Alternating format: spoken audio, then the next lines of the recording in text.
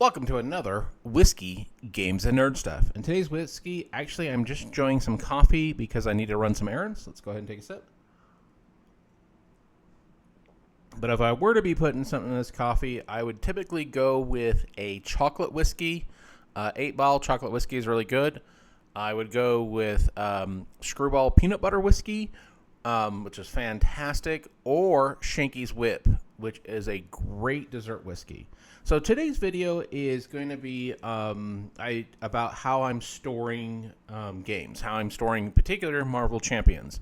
I recently started playing Marvel Champions, and anybody who's played any TCGs or LCGs knows that once you start getting enough product, it's a question of how you want to store it. So what I've done is it's similar to what I do for Magic the Gathering or Flesh and Blood is I will store stuff typically in deck boxes and then label it. So I'll kind of go through some of the products I'm using and how I do it. So what I'll do is what I've done for Marvel Champions is I've got GameGenics Bastions. These are Bastions 50, which is perfect for Marvel Champions because your decks are typically 40 to 50 cards. Everybody that I've seen says stay with the 50 cards. So what I've done is I'll label this one Spider-Man, and when possible, I'm trying to color code them as well. But I like these Bastions because, one, they're see-through. So either A, I can store these and you can see right away who it is, or if I'm putting them into a larger box, I can just look at the label. So I've got Spider-Man, I've got Captain Marvel, and what I do in these is I actually have everything that goes with that hero, including the obligation card and the Nemesis card. So I've got Spider-Man, Captain Marvel, Iron Man, then She-Hulk. Then for Black Panther, what I've done is I've got the Bastion 100 because there are two Black Panther characters from what I've understood. There's the one that comes with the core box, which is what I have, and there was a new one. So I thought I would get this one so I can put them both in there. Then what I have done is for the... Let me go ahead and move my coffee real quick. Let's take a sip. So good.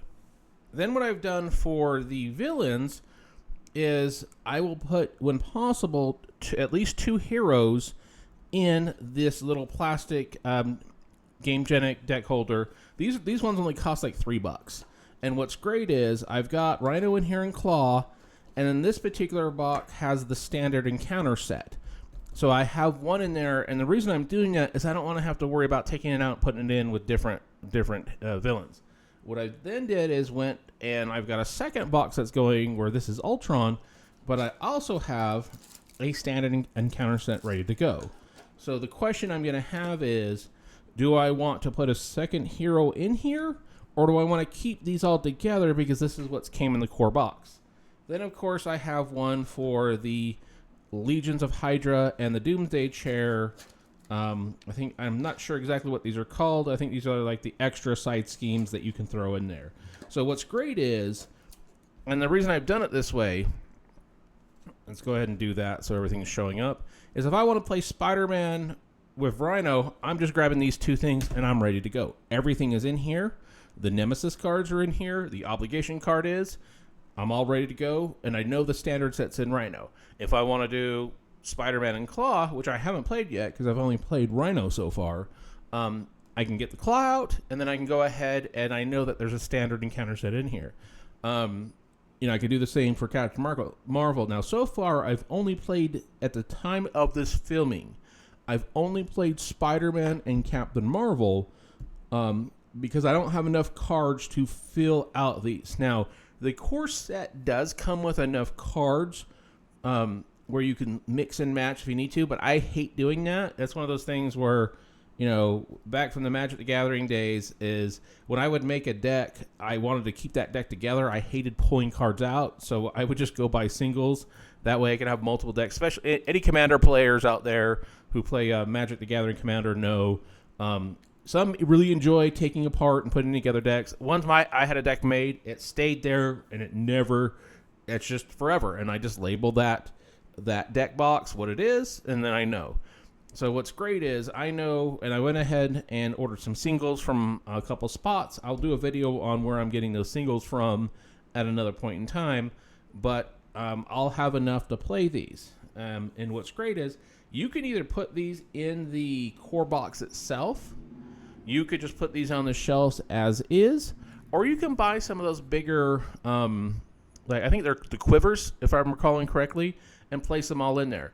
One of the things I do is I'll have to do a video on the backpack that I have for my Flesh and Blood and Magic the Gathering, where I have backpacks that I got off of Amazon that are perfect for Magic the Gathering and Flesh and Blood, where you can fit a number of boxes in there. So I have a couple different, I call them my go bags for when I want to go play. You know, if I'm going to go play Magic, I just grab a bag that already has, you know, it has a 3 or 4 commander decks in it. There is pauper deck. There's a couple pauper decks in there, and just random decks that I built because they were fun.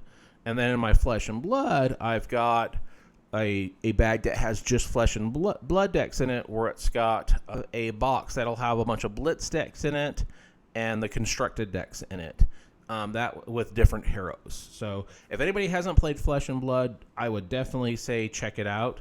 And then for the materials, so I'll go ahead and start moving these out. These particular deck boxes you can get for anywhere, usually about $2.99 or $3.99 depending where you go. They're plastic. They come off really quick, so you can get those. These are the Bastion 50s, and these were, I want to say, $5 to $7 depending on where you go. Some people might not like it because it's a little hard to pull off. I don't mind these. It'll become looser. These Bastion 100s are going to be a little bit more. I think they're going to be closer to the 10, 11 range depending on where you go. And then for the label maker, what I've been doing is I just went and got this thing at Walmart, this Dymo letter tag. Great little label maker. You just put it on, type in who you're going to use. You print it. You use this to cut it and put it on. And then for most of my sleeves, I am using GameGenic inner sleeves when I can. When I first get a game, I usually will have a bunch of lower quality sleeves that I'll start using at the beginning. And then I'll go ahead and, if it's a game that I know I'm going to play a lot, I will go out and buy a little bit better quality sleeves. So I'll get the inner sleeves. And then for a game that I really enjoy, which I am really enjoying for Marvel Champions, is I'll look at art sleeves, specific art sleeves that would go with the theme of the game. And what was really cool is I found out that GameGenic was doing these Marvel Champions art sleeves. So I don't have them yet. On my early videos of this, you're not going to see these, but I've ordered a bunch of art sleeves that I'm going to use to play. So I've got ones for Spider-Man, Captain Marvel, Iron Man, etc. And then anytime I go buy a hero deck, I'm going to find out if they have art sleeves for that specific hero, just because I think it's kind of cool. I don't know if they have art sleeves for the villains, but I have seen, I think there was purple solid color art sleeves and a blue art sleeve. So I'll most likely go with the purple. But for the most part, I'm using the GameGenic products, and this is not sponsored content by any means. I just like the product. I like the quality, and I've never had any issues with it. As you can see, just this alone is a bunch of GameGenic stuff that I've got. And again, you can put these and do it however you want. This is how I store it, and I have been able to fit these into the core box. Or you just put them on a bookshelf, or more than likely what I'll probably do is I'll go out and get a Marvel Champions backpack where I'll go ahead and put in some heroes and some villains. I have only played this game solo. I would love to try and play this with multiple people, but to be fair, at the timing of this filming of this video, I haven't even played this game a month yet, I don't think. There was a lot of great content creators out there that I've watched. There was one in particular that I used to watch. I still watch him. where it was the Grouchy Nerd, and I've given him a few shout outs, and there are other great content creators out there. And I think what I'll do is actually do a video on who I've been watching for Marvel Champions. But the reason I give him the shout out, and have been giving him shout outs, is it was his videos that got me wanting to play Marvel Champions. In fact, I've had that core box for I don't know how long. It could have been years for all I know. I've just had it. I never got around to playing it. Part of the reason is my fear was if I opened the box and liked the game, I was going to go out and buy all the expansions and the hero packs and all that stuff, and then buy these deck boxes and do what I do for Magic the Gathering and Flesh and Blood. But every time he would do a video, it got me more and more like, I got to play this game. I got to try it. I really liked his style. I liked his sense of humor.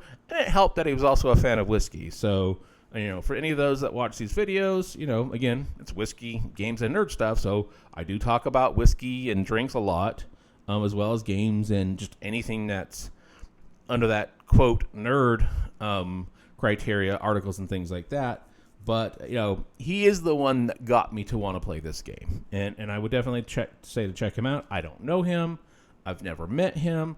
But, you got to give credit where credit's due. And there are a lot of great Marvel Champion content creators out there. I've learned so much from watching the various videos. Some of these I'll watch again and again. In fact, I was watching one just the other day. I want to say it was D20 Woodworking, but I'm not positive. He was doing a video, and I watched it, and I realized I was playing Webbed Up wrong the entire time. But I also was giving Rhino more health at the beginning because I was going by the card number, not the health number. But I am going to do a video on the various content creators that I'm watching for this that I've learned from. And there's some great ones. So I think I'll do that here in the coming days.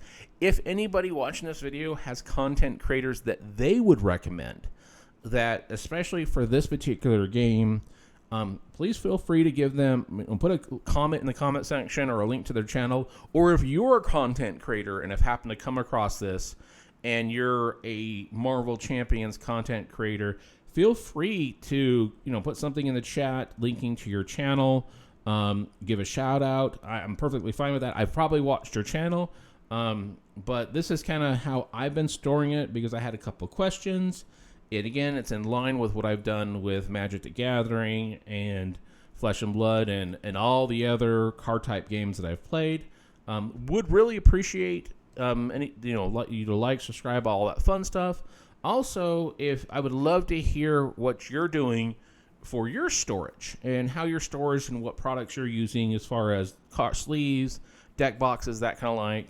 And also, again, going back to the other content creators, if you've come across a specific video that you thought was really, really good and really, really helpful, please feel free to put it in the comment section.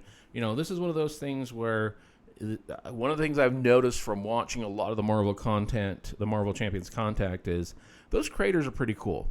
And the community, for the most part, that I've come across has been very welcoming, very open, and been some great people. It looks like I'm going to go ahead and take one more sip of coffee. So good, so good. Again, really appreciate everybody taking the time to watch this video. Please like, subscribe, all that fun stuff.